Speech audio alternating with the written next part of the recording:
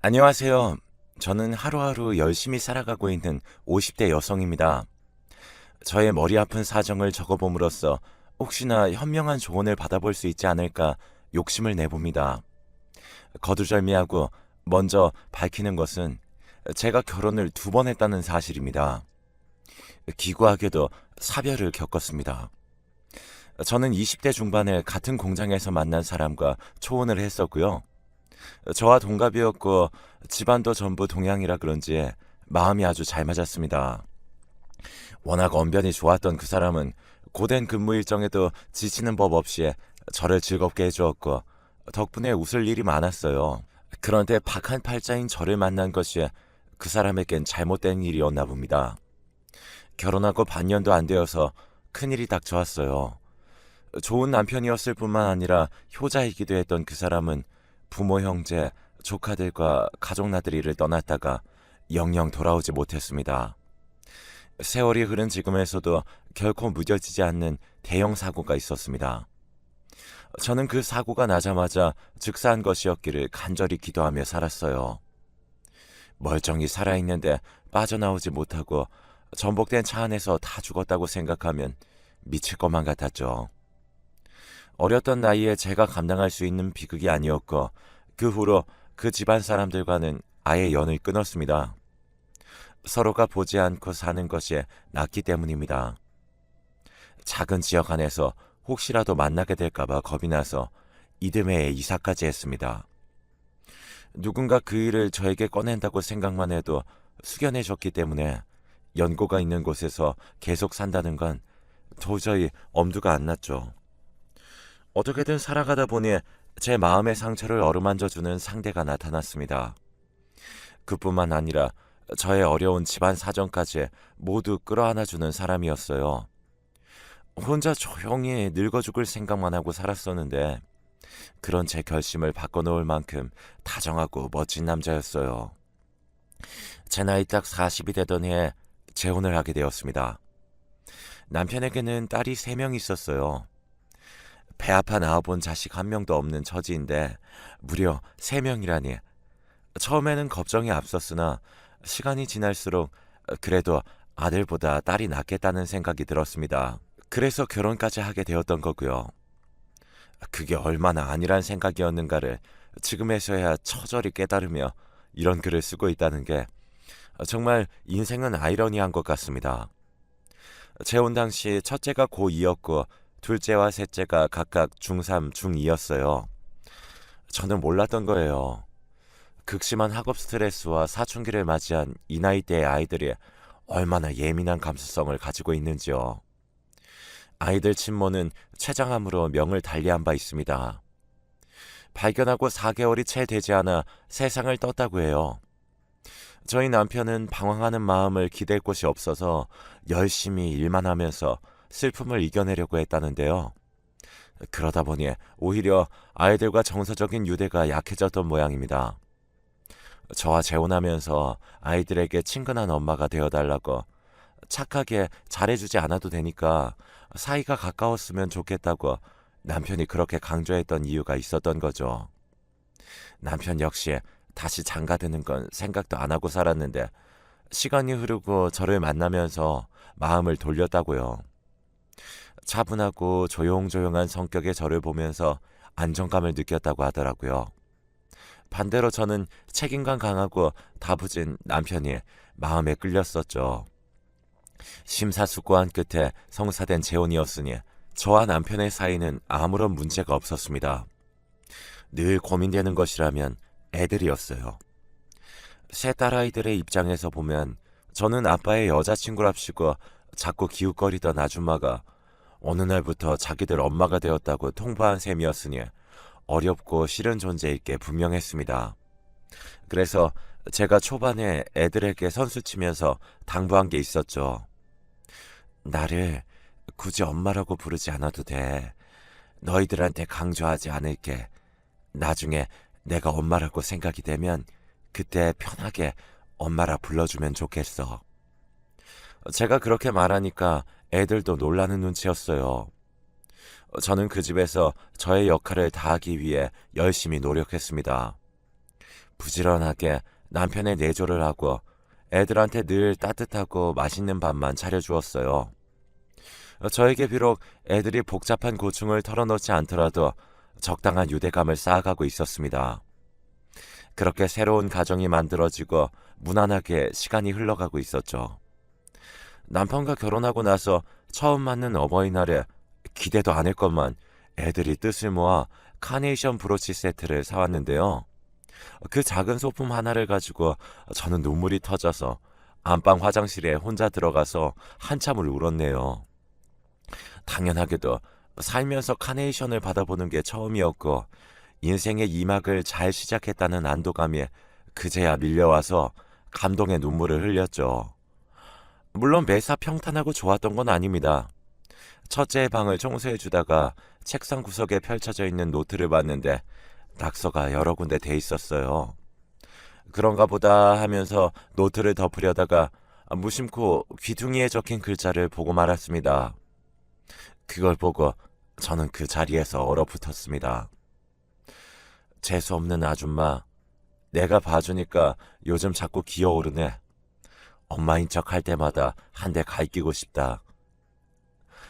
너무 놀라서 정확히 기억하지 못해도 키득거리며 비웃는 말이었던 것과 저에게 기어오른다는 표현을 썼던 것만은 선명합니다.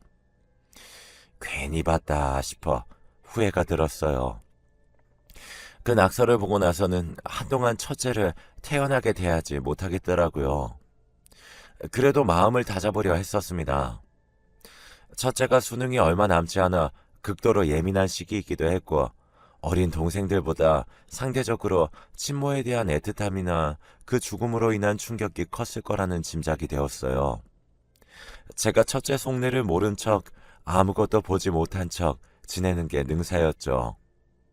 그 후로 특별한 문제가 일어나지 않았고요. 그런데 첫째가 성인이 되자 남편이 애들을 불러놓고 어느 날 따끔하게 혼냈습니다. 너희 셋 다 언제까지 엄마를 아줌마라고 부를 거야? 평생 그러려고? 아빠 와이프야, 니네 엄마라고. 앞으로 제대로 안 하면 너네 다 국물도 없다. 셋 다 알아듣고 잘들 해. 특히 첫째에게는 맏언니가 되어서 동생들에게 모범을 안 보이고 까불면 대학 등록금은 너 알아서 해. 라고 으름장을 놨어요. 둘째, 셋째에게도 저한테 한 번만 더 아줌마라고 부르면 용돈을 차감하겠다고 했습니다. 저랑 상의도 없이 갑자기 새해라는 명분으로 애들한테 이러는 남편이 당황스러우면서도 한편으로는 고마운 마음이 들기도 했어요. 애들도 알겠다면서 예의 바르게 수긍했고요. 단지 그날 밤 첫째에게 말할 것이 있어서 방 앞으로 갔다가 안에서 새어나오는 말을 듣고만 게 옥에 튀었네요. 첫째 방에 모인 3명이 쑥덕거리고 있었는데 제가 노크를 하려는 순간 첫째의 목소리가 또렷하게 들렸습니다. 돈 가지고 그러는 거 치사하지 않냐? 짜증나 그 아줌마. 그렇게 엄마 소리 듣고 싶으면 지가 직접 우리한테 와서 말할 것이지. 아빠 뒤에 숨어서 조종하는 거 얄미워 죽겠어. 손이 떨려와서 노크를 하지 못하고 몸을 돌려야만 했습니다. 첫째가 그러니까 동생들이 따라서 동조하는 목소리가 어렴풋이 들려왔지만 저는 또다시 그런 애들의 속내를 모르는 척 아무것도 알지 못하는 미련한 척하며 언제나 미소 지으며 집안일을 해나갔습니다. 적어도 제 앞에서는 애들이 착한 딸들이었기 때문에 굳이 미지의 영역을 건드리지만 않으면 될 일이었습니다. 시간이 해결해줄 문제라고 생각했어요. 하지만 저희 세 가정에 허락된 적응의 시간이 그리 많지가 않았나 봅니다. 그해 여름 남편이 추락사고를 당한 겁니다. 고층에서 떨어졌고 2다리가 부러졌는데 한쪽에 괴사가 왔습니다. 그 다리는 더 처치할 것도 없이 무릎 아래에서 절단을 해야만 했습니다. 나머지 다리에는 감각이 없었습니다. 간절하게 감각이 돌아오길 기다렸으나 뜻대로 되지 않았어요. 그때 저는 셋째로부터 모진 말을 듣게 되었습니다. 이게 다 엄마 때문에 부정 타서 그렇잖아. 우린 항상 아빠랑 좋았는데 이제 어떡해? 이게 다 엄마 때문이라니까. 이거 다음 말은 잘 아시겠죠? 가슴에 대못이 박힌 말을 듣고도 무어라 반박할 수 없는 제 신세가 처량했습니다. 병원 바닥에 엎어져서 엉엉 우는 자기 막내 동생을 그래도 첫째가 성의껏 달래면서 화장실에 세수시키러 가더군요. 이제는 조금 덤덤해졌다고 착각했던 그 옛날의 전 남편의 사고가 떠오르면서 정말 모든 게 저의 탓이란 생각이 들었습니다. 평생 수발을 들어도 좋으니 제발 전 남편처럼 저의 곁을 떠나지만 말아달라고 남편을 보며 기도하고 또 기도했습니다. 이 시련을 이겨내자면서 눈을 맞추고 서로 눈물을 흘려댔건만 하늘은 정말 무심했어요. 남편이 새벽에 발작이 왔는데 빠르게 달려온 의료진들에도 불구하고 세상을 떠나고 말았습니다. 이제 안면을 트고 조금 지내보려고 했던 시댁 사람들과도 단번에 소원해졌죠. 혹시 3명이나 되는 애들을 도와줘야 할까 싶어서 걱정들 하는 눈치길래 제가 그럴 것 없다고 말했습니다. 제 앞으로 나온 남편의 사망보험금을 비롯한 유산은 세 딸을 위해 전부 쓰겠다고 했어요. 거칠애가 아니라 제 마음에서 우러나온 결심이었습니다. 왜 연이어 저에게 이런 비극이 벌어졌는지 소득 없는 고민만 했는데요. 어쩌면 3명의 딸들을 제가 도맡아 키우라는 하늘의 계시인가 싶었습니다. 더 이상 결혼이나 세속적인 그 어떤 것에도 신경을 쓰지 않기로 다짐하고 애들에게 헌신하며 살았습니다. 우선 첫째에겐 힘들게 무리해서 대학에 다니지 말고 원하면 휴학해도 괜찮으니 편히 생각하라고 해줬어요. 마음 추스르기 힘들면 해외여행을 다녀오라고 다 지원해주겠다고 그랬습니다. 둘째랑 셋째에겐 입시에 목매지 않아도 학업 스트레스 주지 않을 테니까 몸과 마음 건강하게만 지내달라고 했고요.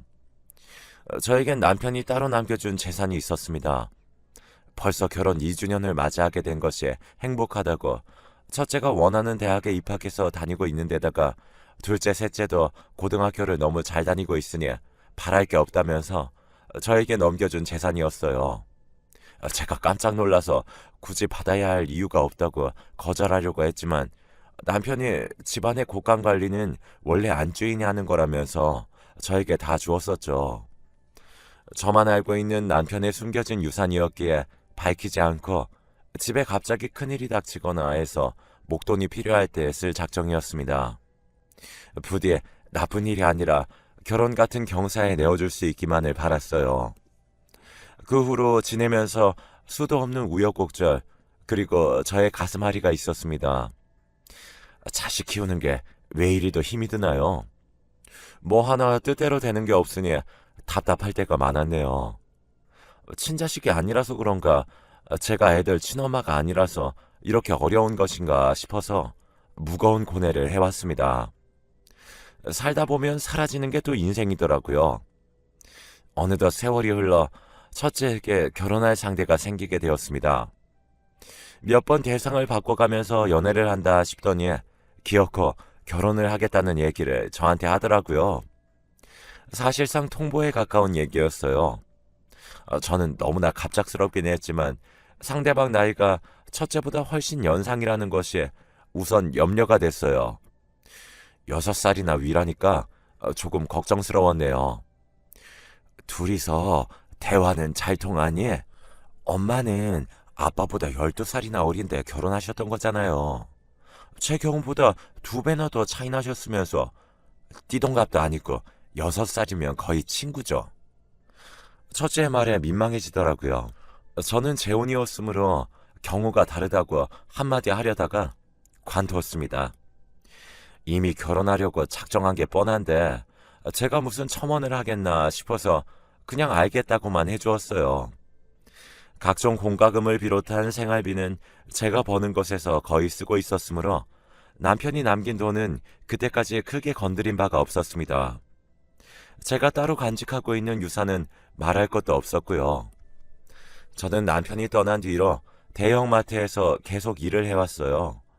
어떤 한 기업의 브랜드를 전담으로 하는 시식사원으로 시작했는데 매출이 높은 지점이라서 저 또한 반사 이익을 볼 수 있었고 처음에는 3개월 정도 단기로 시작했는데 아예 고정사원이 되었어요. 일주일에 3일, 금, 토, 일마다 나가서 종일 근무를 했습니다. 코로나 사태로 인해 중단이 되었던 것을 제외하면 단 한 차례도 근무를 건너뛴 적이 없었어요. 시국이 시국이다 보니 그때 처음 주말에 쉬게 되었는데 저희 셋째가 그러더라고요. 요즘 어디 갈 데가 없으니까 집에서 친구랑 놀기로 했는데. 그러니? 엄마가 괜히 미안하네. 그럼 너 친구들이랑 노는 동안 엄마는 방에 들어가 있을까? 아, 짜증나게 진짜. 홈파티도 몰라? 우리끼리 사진 찍어서 SNS에도 올릴 거란 말이야. 엄마 있으면 신경 쓰여서 뭐 어떡해. 껴달라는 거야? 일 안 나가는 거면 진작 좀 말하든가. 왜 사람 불편하게 만들어? 몇 년 만에 처음 쉬어보는 주말이었는데 셋째의 핀잔을 듣고 나니 마음이 편치 않았습니다. 시식에서 판촉으로 전환되면서 다시 출근하게 되었을 때 얼마나 홀가분하던지요. 많이 벌 수 있는 일은 아니었으나 그래도 밖에 나가서 활동하면 제 기분이 났습니다. 동료 여사님들과 이런저런 얘기를 나눌 수도 있고 휴게실에 모여서 같이 쉬는 낙이 있었거든요. 이것이 저에겐 사회생활이자 숨통이었습니다. 제가 재혼했다가 사별했다는 걸 알게 된 가까운 언니들은 고개를 흔들었어요. 절대 끝까지 유지할 수 있는 관계가 아니니까 저에게 책임감으로 희생하지 말라면서요. 저는 늘 애들한테 죄인된 입장이란 생각으로 살았기 때문에 제3자의 시선에서 그렇게 말하는 것이 퍽 낯설었습니다. 저만 아니었어도 우리 남편, 애들 아빠가 그렇게 떠나지 않았을 것 같다는 생각에서 못 벗어났으니까요. 그래도 세월이 흘러 첫째가 결혼을 결심하게 된 것이 기특하고 신기했네요. 둘째가 만년 취업준비생에 셋째는 아직 꿈조차 없다고 말하는 것이 저의 속을 문드러지게 만들긴 했으나 모두 다 건강하면 그것으로 또한 보람이었습니다. 첫째가 결혼을 하고 둘째, 셋째도 자리 잡고 나면 또 일상이 어떻게 달라질지 기대가 되긴 했어요. 이런 건 역시도 시간이 해결해 주리라 오로지 시간만이 약이라는 생각을 할 무렵이었습니다. 저로 하여금 이렇듯 머리를 싸매고 사연까지 내놓게 만드는 일이 벌어지고 말았어요. 주말에 마트에서 판촉 행사 업무를 하고 있는데 문득 낯익은 얼굴이 보이는 겁니다. 저를 발견하지는 못한 채 제 쪽으로 가까워지고 있는 사람은 분명 저희 첫째였어요. 팔짱을 끼고 있는 남자를 보니까 결혼하겠다던 남자친구 같더라고요. 사진을 본 적이 있었기 때문에 단박에 느낌이 왔죠. 거리가 가까워지자 저도 모르게 반갑고 신기해서 첫째 이름을 부르고 말았습니다.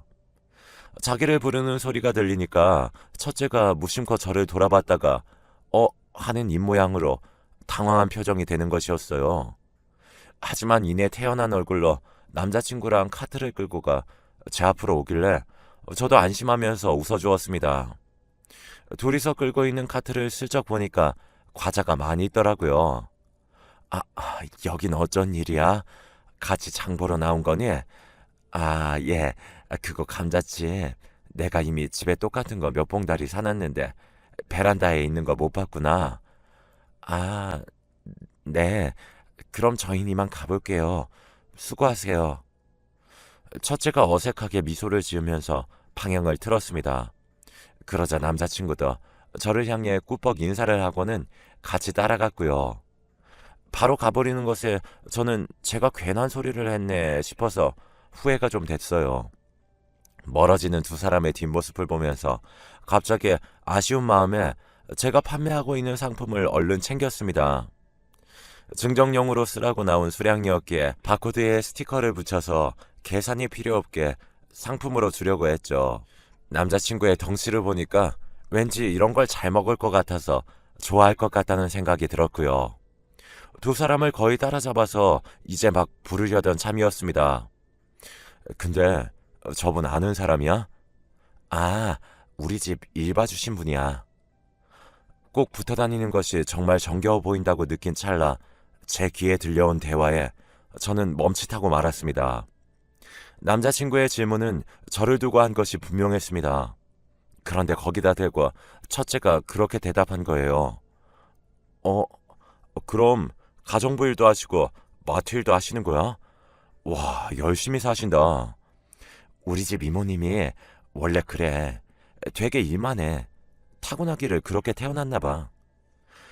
방금 제가 무얼 들은 것인지 일순간 정신이 멍했습니다. 주말에 마트를 찾은 인파 속에서 저는 갈피를 잃고 한참을 서 있어야 했어요. 문득 정신을 차리고 자리로 돌아가려는데 늘상 입는 근무복 치마가 갑자기 왜 그렇게 초라해 보이던지요. 도저히 일에 집중할 수 없어서 표정 관리도 못하고 고정 멘트만 반복하다가 퇴근을 했습니다. 집에 도착했더니 언제나처럼 손대야 할 것 투성이었죠. 먹었으면 제발 설거지 좀 바로바로 하라 해도 여전히 아무도 지키지 않아 싱크대 안에 널브러져 있는 식기들을 보고선 한숨이 나왔습니다. 뒤집어진 채 그대로 벗어둔 양말들이며 인터넷 쇼핑들은 어찌나 자주 하는지 포장박스며 비닐이 또 쌓여있는 것에 급속도로 피곤함을 느꼈네요. 첫째 일로 심란한 와중에 다음날 둘째에게서 메시지가 와 있어서 보니까 잊지 말고 월세 입금을 하라는 내용이었습니다. 둘째가 굳이 자취를 하고 싶다고 하도 고집을 부려서 원룸을 얻어줬는데 월세를 비롯한 각종 생활비는 제가 대주고 있었습니다.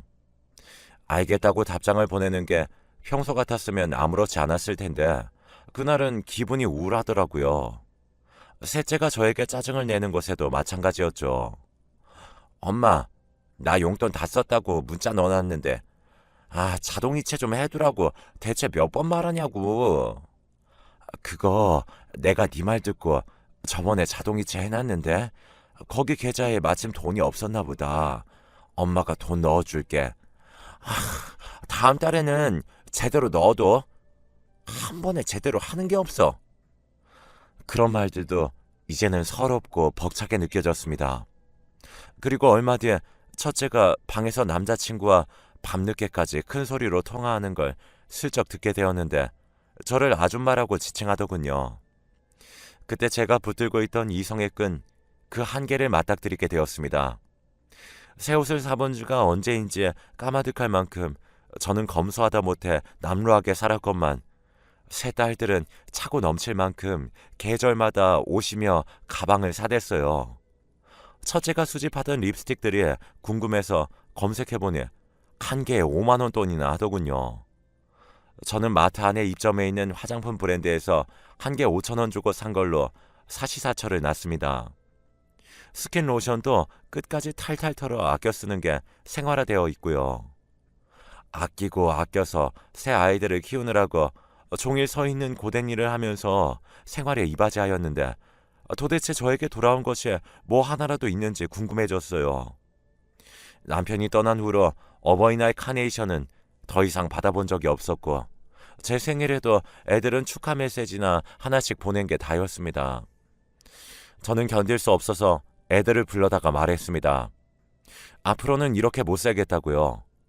그랬더니 개판 5분 전 상황이 되었습니다. 셋 다 불만을 터뜨려댔고 단연 그 중심에는 첫째가 있었습니다.